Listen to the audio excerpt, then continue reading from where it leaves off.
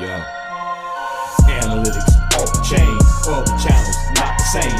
Jake and Kyle, you know the name. Headliner Nation, we running the game.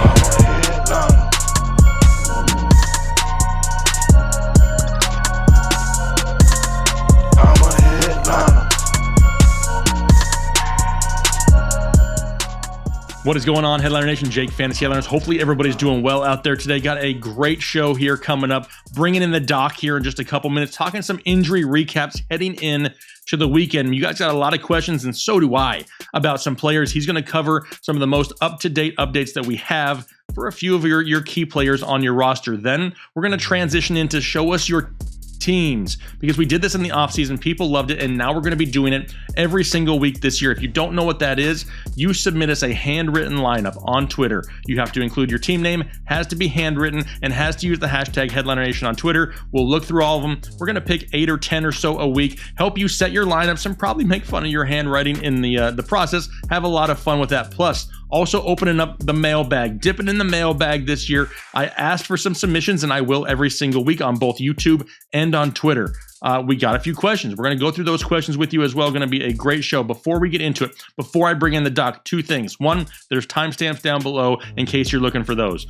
2, I got to mention this ridiculous giveaway. I guess you call it a promotion through Prize Picks. Now, you've heard us talk about Prize Picks all week long, and they are offering something that's absolutely crazy. You have to get signed up now if you're able to. Head over to prizepicks.com, or you can download the app. Sign up for a new account and use the promo code HEADLINERS there under the referral code. If you do that and make your initial $20 deposit, they're going to match your deposit up to $100. You're going to be entered into a giveaway that we're giving away: an autographed Justin Jefferson jersey, a Manscaped Perfect Package 4.0, and a Trevor Lawrence rookie card. You'll be entered into that giveaway, but they're making it even better. Now, if you log on right now, there is a prop bet for Patrick Mahomes. The over-under is set at a half of yard. So as long as Mahomes goes out and throws for 1 passing yard, you will win on that bet. It's almost as good as free money. Do not miss that out. I got the notice here early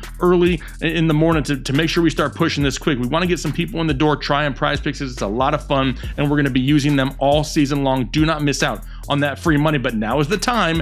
We're going ahead and bring in the doc here. Dr. Ethan Turner coming in here to give us some updates on a lot of injuries here coming up. So go ahead, Doc, take it over, run through the injuries that we got to pay attention to here this week.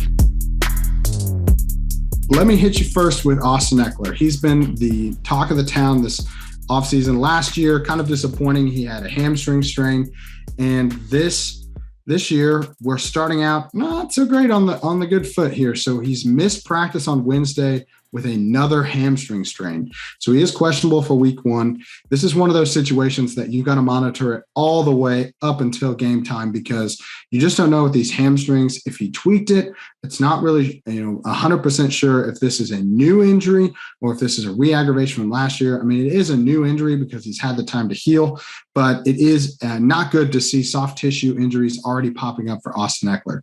Next up, we got DeAndre Swift, another guy that's had a lot of buzz this preseason. He's been dealing with a groin strain all preseason. He did finally, though, get some good news this week. He was given the green light for week 1.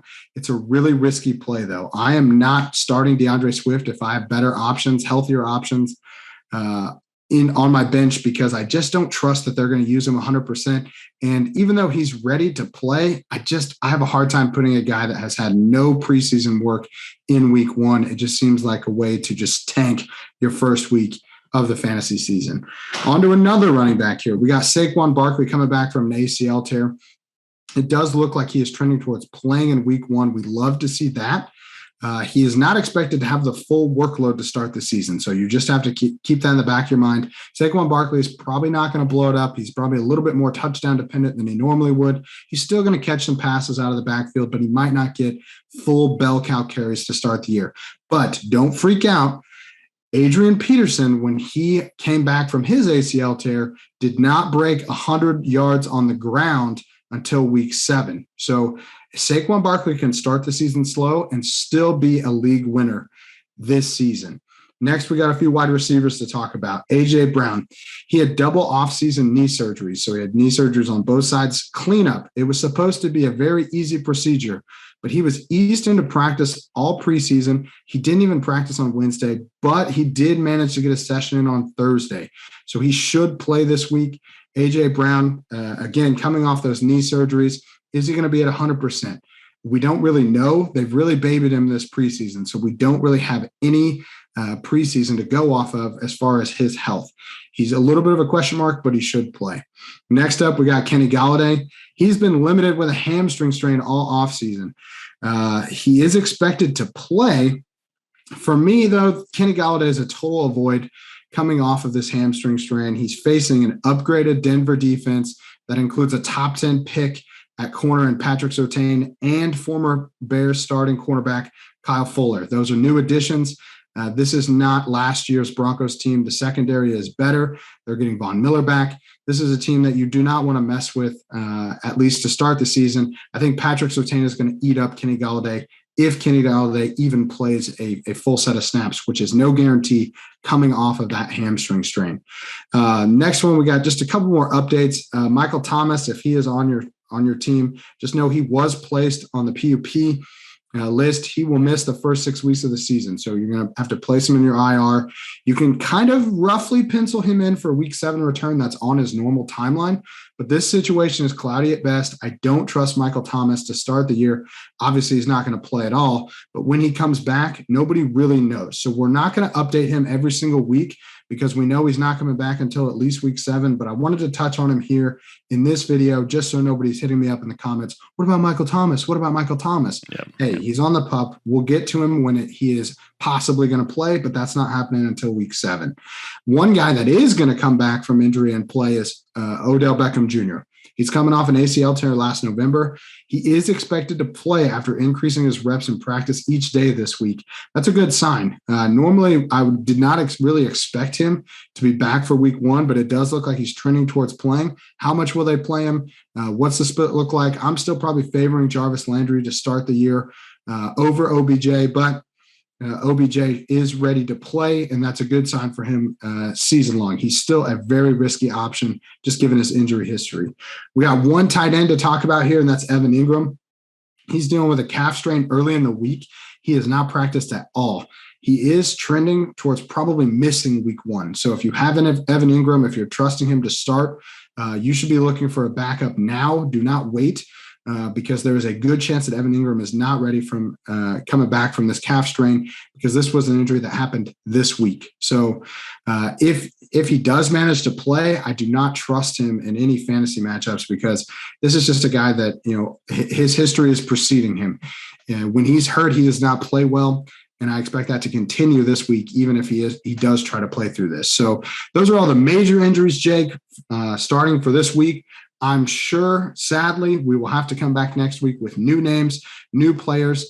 And of course, we couldn't talk about the Thursday night game because we're recording it as it's going on. But if something were to break in that game, we'll have a breaking news injury update for that. But those are the injuries for this week. Jake, any more questions? I think you summed it up there pretty good, giving everybody a good idea of what to expect from their players here this week. So if you have other comments or questions, leave them down below in the comment section. Myself and the doc will be, through them periodically, trying to help out as much as we possibly can.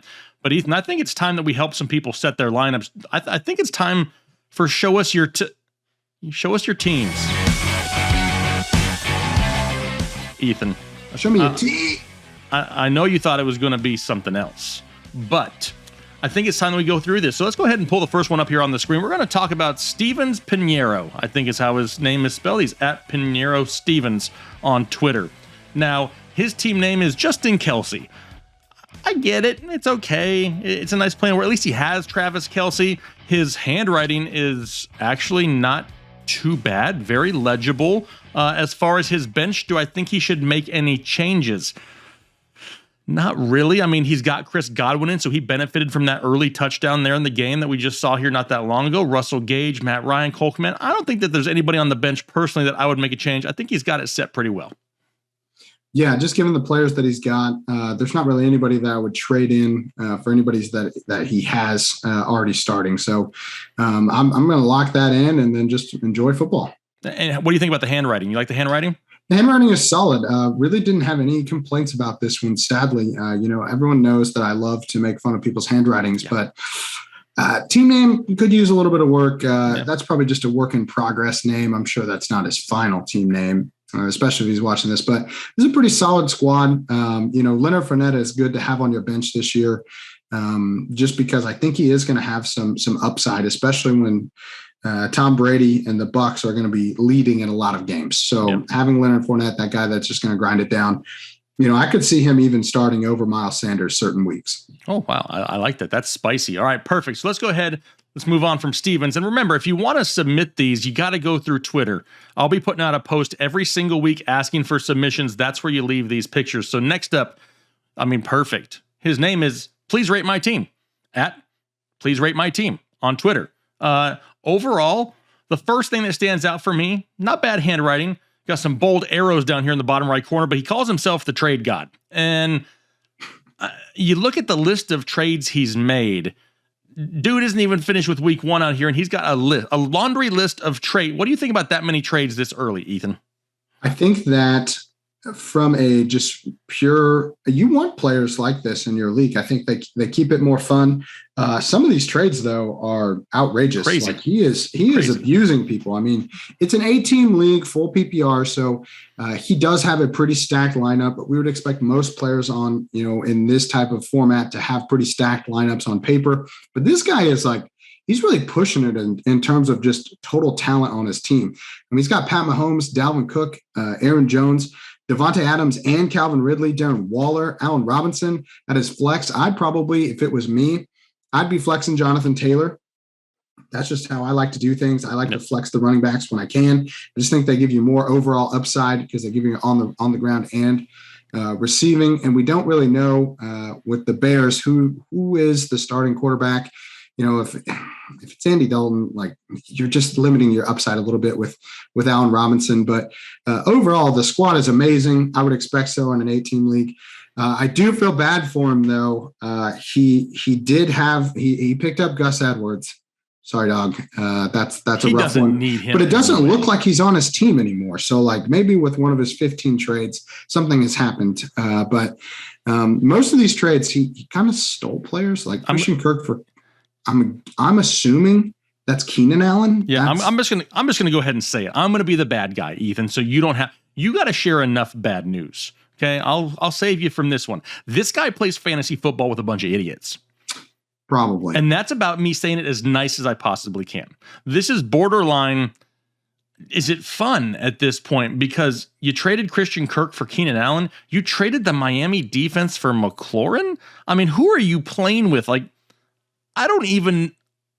This man is beating up on his little siblings or something. This isn't fair. This is not fair. He's playing with a bunch of 8-year-olds. All right, moving on. Next one we got is Todd Honigford. Did I get that right? I think so. Honigford, something like Todd. I got you. He'll say, "I'll try anything Wentz." I get it. Instead of Wentz. I'm sure. But does he have Carson Wentz? No. No, it is not. In fact, he has Jalen Hurts. Immediate fail. That doesn't count. You're not allowed to do that. You can't do that. Come on, you know better than this. Todd, change your team name, Todd. You can't have a player's name in your team name. He says he's a Colts fan. Obviously, it says "Go Colts" in the corner. Dude, it's like rule number 3 or 4 in fantasy football. You can't use a team name with a player that you don't have. As for the team that you do have, Jalen Hurts, Dalvin Cook, CEH, Kupp, Lockett, Sutton, Chase, Kittle, Hot Rod Blankenship, he wants to call him. I think it's Taylor's doppelganger, but that's just me. Joe Burrow on the bench, Drake, Penny, McKinnon. There's nobody else on your bench that's going in. So yeah, I like the way you have it. The handwriting, not too bad. Team name, automatic fail. Yeah, not great. The bench actually could use a little bit of work too. There's a few players on there that I would be trying to improve on. It is a 1.5 PPR for tight end, so a little bit of a tight end premium. Irv Smith shouldn't be on your bench, dude. Just drop him. You got to get rid of that guy. Let's get a tight end that could actually play for you. So most backup tight ends are probably going to score more than Jerick McKinnon. So I would increase your tight end depth behind Kittle just because he's had injury issues, and change your team name, dude. I know you're a Colts fan, but come on, Todd. You are not allowed to do this. Todd, no more Todd. All right, next one. And I'm pretty sure when we selected them, you picked this one. and I'm pretty sure I know why you picked it. Yes. The team name is My Old Lame, but My Young Hoku. Come on, that's pretty funny. This is. I haven't looked at the rest of the roster yet. I'm shading myself. If he has Young Hoku on this team, he wins the night. He does. He is his kicker. Congratulations, you've won. The original Paulie D, Depina _Paul on Twitter. Yeah, dude, you nailed it. He even says I'm a headliner at the top. We love it. For sure. You look at his bench, decent. I wouldn't have Jared Goff. I'd rather have herpes personally. Whoa. Yeah, it's bad. It's bad. Jared Goff is terrible, though. He plays for the Lions. Womp, womp, womp. Outside of that, though, overall solid team. I have no issues. It's a 2-quarterback league, so he's got to start Derek Carr, which I don't know if I love this week, but I mean, overall, not too bad. Well, it's better than Jared Goff, so that is true. True. He has to do what he can do. I think in general, this is a pretty good squad. He's starting his best players. He clearly, he's got Devontae Adams and Stephon Diggs. He clearly kind of punted the quarterback position a little bit, and that's why he's got Derek Carr and Jared Goff. At least he has 3 quarterbacks. That's something I preach on, especially in super flex leagues, to have a 3rd quarterback. His bench is a lot of guys that right now probably are not going to give you much, but in the future could. As the season progresses, I think we do see Trey Sermon. A.J. Dillon might have some more value as the season progresses. Devontae Smith, Marquez Callaway. These are guys that, Ramondre Stevenson, who is, I believe, backing up Damian Harris. These are teams, this is clearly a bench of upside that could become huge if something were to happen to starters. So overall, pretty solid team name. Definitely a winner for tonight. Yeah. And I'm just going to throw this out there, get your opinion real quick. Is it just me or do those ends look angry? Like where he has bench, it just looks like he's like he's just like, he's very upset. It's like he's upset with his ends. He is. And I don't understand. It just seems like there's a little bit extra force with that end because it doesn't go straight up there on that last piece. It kind of just like goes, I don't know. What did he do? What did the ends do to you? And why are all the E's like that? The lowercase E's have this like almost vertical line and then the loop. But when you look at Young Hoku or Young Wei, I know that's how you say it, but his E is capitalized.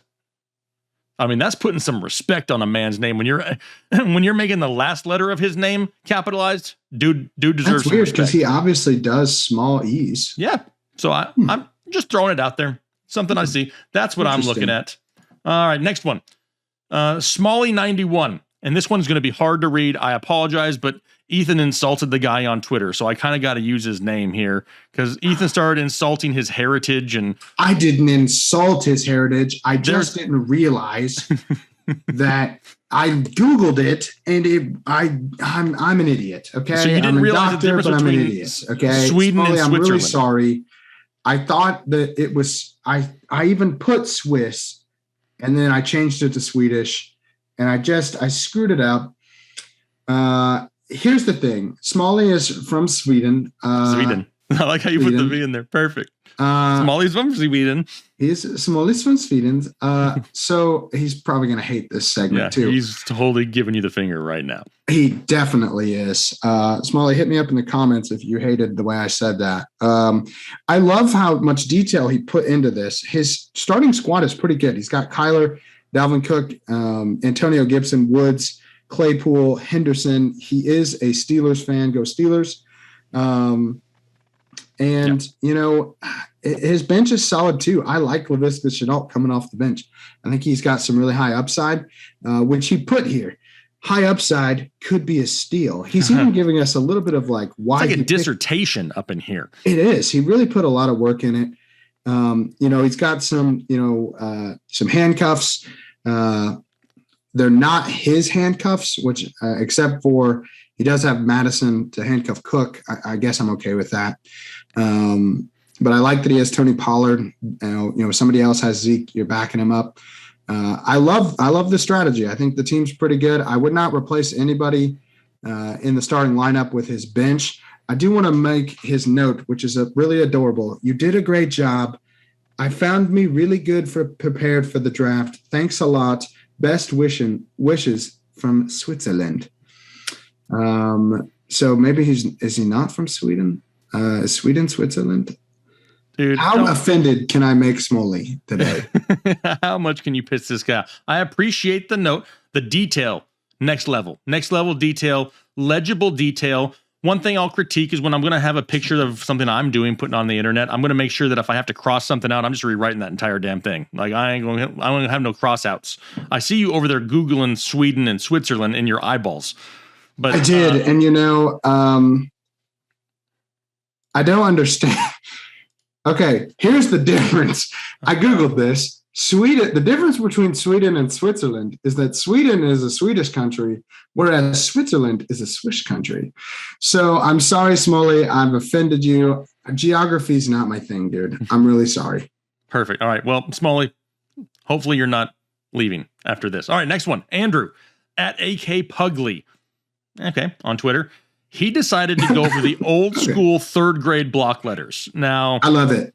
I love it. However, I got to knock him down a little bit. Why isn't the bench in block letters? That just messes with He says he ran out of room, and that was really hard. I mean, still, he hasn't done block letters since like last week. What about how there's no spaces really between any of the letters? It looks like I'm playing a word search. It does. It's very confusing. I love the little smiley face in Cooper though, but those don't look like eyeballs. Oh. I didn't even notice that. Yeah, that does not look like eyeballs. No eyeballs. The team name, Jonesin for the Chubb. Okay, be careful what you wish for. The bench, Claypool Henderson. I'm okay with that. More than likely, you've already started Amari Cooper because the game has been played. I wish I could tell you how he did, but the game is not over yet. Henry Ruggs, James Conner, Mecole Hardman, Madison Cobb. Yeah, nothing on your bench is going into your lineup except for I'm swapping out my flex. The doc just told me not to trust DeAndre Swift. I was listening when the doc was speaking, so I'm taking Swift out and putting Daryl Henderson in. I'm glad you said it, Jake. Yep, I was listening. I passed my test. Pass. I'll allow it. Okay, so anything else you want to add to the block letter king here? I really don't. They're okay block letters. Like, they're not even great block letters. Hey, you know what? Sometimes, but here's the thing. That probably took him a really long time.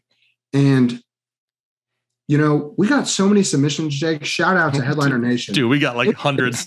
So many people hand wrote us teams. So many. That's why we do this every week this year. But so many teams gave so many people. I mean, it's just unbelievable. We had people joining Twitter to send us handwritten teams. Mm-hmm. So if you haven't noticed, you got to find a way to stand out. The block letter stood out to me. That's why I picked it. I don't hate it. I mean, like I said, it does stand out. I will give you that. All right, next one here. Amber Roberts at AmberNN_. Oh man, I don't even know if I can say this on the internet. I don't know what it means. Google it, Ethan. Is it a bad word? I'll hit you up with the Google. Jake, tell me if there's anybody on her bench that you would like. All right, let me look here. So we got Joe Burrow. No, she's probably already started. Brady. Michael Carter, no. DJ Chark, not over Keenan Allen or Tyreek Hill. Will Fuller's not playing this week. Parker, no. I don't hate that whatsoever. She's got her lineup set perfectly for this week. Her handwriting, of course, probably one of the best we've had tonight. A little bit hard. I'm not a huge fan of pink highlighter, which I think is what this is. But it did stand out. Like, it was different. I think it's probably one of the only submissions we had with pink highlighter in it. Now, I'm not going to knock her too much for that. Team overall solid, made the right decisions. But can we say her team name, Ethan? No. Gunado doesn't appear via my very quick Google search to be a word. Well, you just said it anyway. I don't think that it's a word. Okay, well, if Ganado, Ganado, is livestock, so it could mean it can be the cow or the pig. El Cuñado? The chicken? The flock? I thought chicken was pollo. It is. That's why I'm confused. It just means livestock. It could be anything. We don't know what this means. Okay. Amber, hit us up in the comments. Yeah, tell us what we just said on the internet. We don't know. We probably just offended an entire group of people. That's right. And Amber, if you made me offend people, that are We're in not trouble. Swedish or Swish or Switch. Switzerland. All right, moving on. I've Next already one. offended like 6 countries, Jake. You're gonna have to fire me. This is Yeah, not we're in trouble. All right, moving on to the last one here for the week. Remember, though, make sure you submit these every time we tweet and ask for them. Now, when I cropped this one in, I left the purple pen because I found that he wanted to frame the purple pen for some apparent reason in this picture. He wanted it to be a part of the picture. And this is Yojitsu at one time 030. Now, his team name is not the TDs you're looking for. And I like that. That's a good play on words a little That's bit. good. The team, I have no issues with what he has on the bench. I mean, he's got Metcalf and Godwin and Prescott who played here Thursday night. Gus Edwards. Oh, no. He's got Gus Edwards as his running back too. Oh no. Oh. Yojitsu. Yojitsu, you're going to be Yo Jonesing for some running backs here because the only thing you've got on your bench that you can start right now that I would be Chase Edmonds. And I am Yikes. not pumped about Chase Edmonds being my number 2 running back right now. Yikes. That's going to be rough, but you have to play him. And maybe the purple pins because he's a Ravens fan. This hit extra hard. It's hard to say for sure. What do you think about Devontae Packer? Do you think he means that he was traded to the Packers? Do you think he knows he's on the Dolphins? Because it should be Parker, but that sure as hell looks like a C to me. It's definitely Packer. It's definitely Packer. And his buddy, Terrace Moorhall. Morhall? Who is Terrace Moorhall? Wow. Terrace Moorhall and Dude. Is it Devon? Is it an A? It looks like Devute Packer. Whatever it is, I feel bad that the dude has Gus Edwards. Hate that you lost him. Throw in Chase Edmonds, cross your fingers, and hope for the best. For the best. Yep. All right, Ethan. Time to transition. It is time for the mailbag now. Now we're going to do some mailbag questions. These were submitted to us all over the place. The ones we got up here, we're going to show up on the screen here. Go through a couple mailbag questions. First one's going to be from Colby Holland here on YouTube. This question got 36 likes on it, so I had to include it. He says he has an L-shaped sofa. Should I sit on the side straight in front of the TV or lay on the side perpendicular to the TV? What do you think, Ethan? I also have an L-shaped sofa. So do I. And so I will tell you my personal preference is always directly in front of the TV because I am the leader of this household and I get the best seat in the house, which is almost always directly in front of the TV. The reason I don't like to lay on the side perpendicular to the TV is because it is not the best spot in front of the TV. To Jake, me, what it do you really say? depends. You better have a coffee table or something to put my foot on if I'm going to be sitting in that area that doesn't have anything else. If there's no coffee table in front, I'm sitting my butt right in the middle of the L, facing the TV with my legs out. So I have somewhere to put my legs up so I can fully relax. True. I have a coffee table and that is correct. So yeah, without the coffee table, no go. You're going into the corner. Otherwise, all right. Up next is going to be Dalton Campbell. Now, Dalton asks, not a week 1 question, which is totally cool, but you guys should make buy-sell videos for trade ideas like 3 or 4 weeks instead of 2 times a season like last year. So Ethan, Dalton thinks that we should make some videos on some guys that we should buy or sell through trades throughout the season. Do you think that's something we should add to the schedule time and again? I think we could if we wanted to, but Do we want to? so many videos every week that, you know, it's going to be tough to fit it in, Jake. It's going to be tough, but I'll make you a deal, Dalton.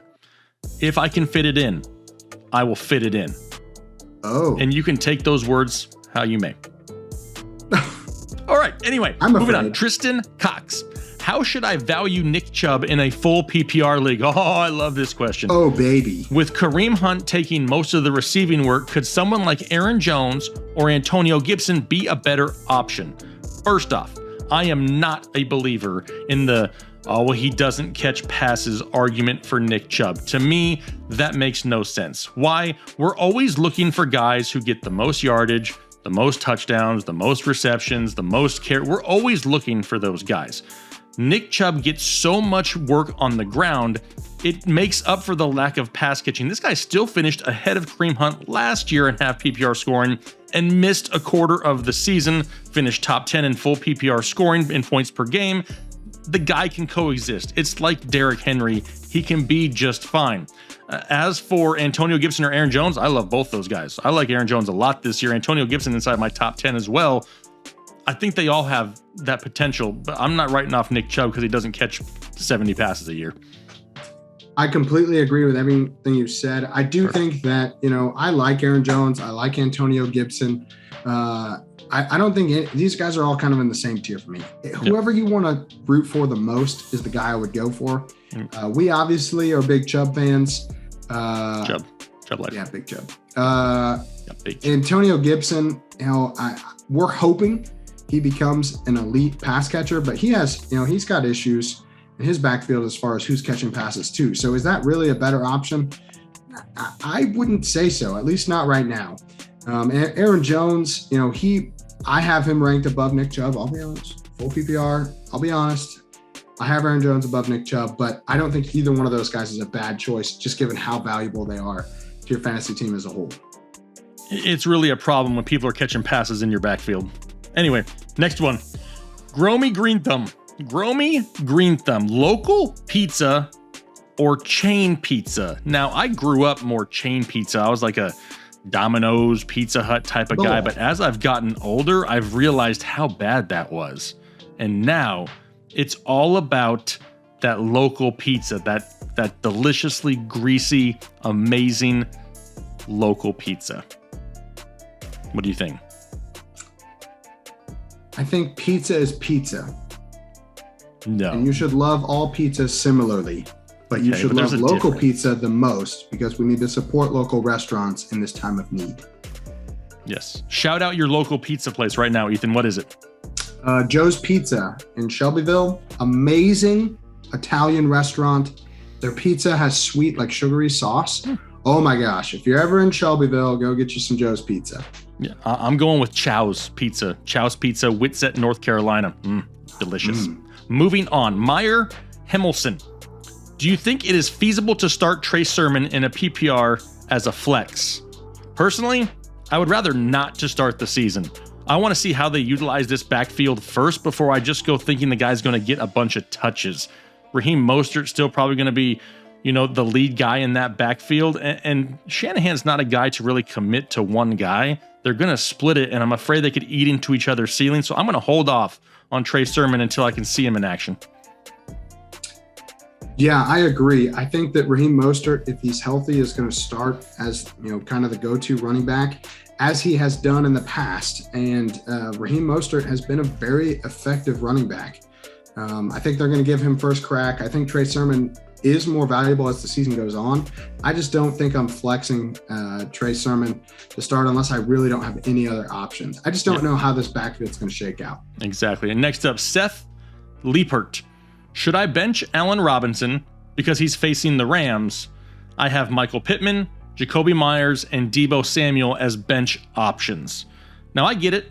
Allen Robinson, more than likely going to get Jalen Ramsey a lot of the game, but can you ever really sit Allen Robinson? I mean, if I'm looking at the options, I don't hate the options that you have. I think Deebo Samuel going up against Detroit has some potential at a pretty safe floor this week. But what are you going to do to yourself if you bench Allen Robinson for Deebo Samuel and Allen Robinson goes out there and scores 18 points in week 1? You are going to hate yourself just 1 week into the season. I'm a big believer in start your studs week 1. I got to stick with Allen Robinson and hope for the best. I agree. I like the options. I like that you have depth, but you got to stick with Allen Robinson here. I mean, Allen Robinson's the type of guy that even if he has a bad matchup, he's still going to get fed targets. There's a good chance he's going to have, 10 plus targets in this game. Probably going to have 2 or 3 red zone targets if they make it down there. I'm still probably going with Allen Robinson here. Perfect. Last one. The Q, one of our members here on YouTube, says, who is someone that if they have a good week 1, you're willing to trade away and cash in for someone a little bit more consistent? And this is a tough one because there's a lot of options out there. One name that I kind of consider, and I'm probably going to get some hate for this because there's a lot of truthers out there, of Chris Carson. I like Chris Carson. I really like Chris Carson. But if he has a great week 1, do we really think he's going to last all year? That's the biggest question. So if I can get like a king's ransom for Chris Carson, because more than likely he's probably your number 2 or your number 3, maybe even your number 4, depending on how heavy running back you went. If Chris Carson goes out there and kills it in week 1, you may be able to swap him out for somebody. Maybe Najee struggles. What happens if Najee Harris struggles this week and Chris Carson explodes? Would you trade Chris Carson for Najee Harris rest of season? I would rather have Najee Harris personally. Exactly. That's what I'm saying. So, I could see stuff like that in certain leagues. Now, not everywhere. Not everybody's going to be that quick to give up on a rookie, but I'm just saying stuff like that happens all the time in fantasy football. Yeah, I agree. Good week 1. I would go with any running back that I don't love, really. Yeah. The ones that really stick out to me the most are probably Darrell Henderson and Damian Harris. Because with Henderson, he wasn't expected to be the starter. So he's already a backup. And if he blows up week 1, you can trade him for somebody that was the incumbent starter, that was expected to be the guy to start the year. I think you're already upgrading there. And Damian Harris, while I do think that the Patriots are going to bounce back a little bit, they still have a rookie quarterback. There's going to be some growing pains there.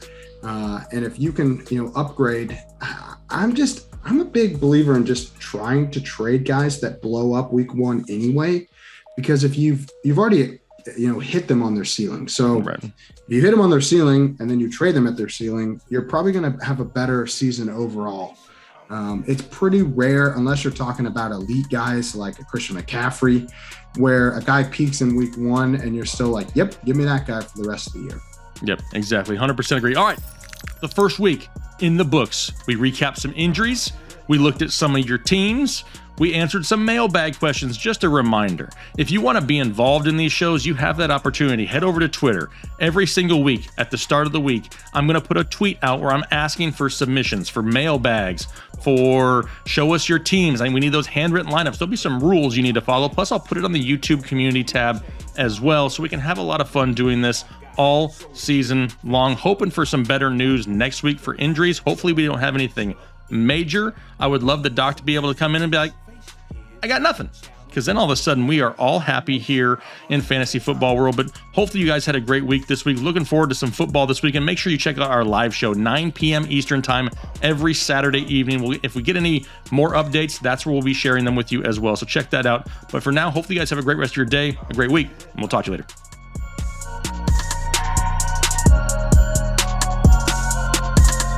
I'm a headliner.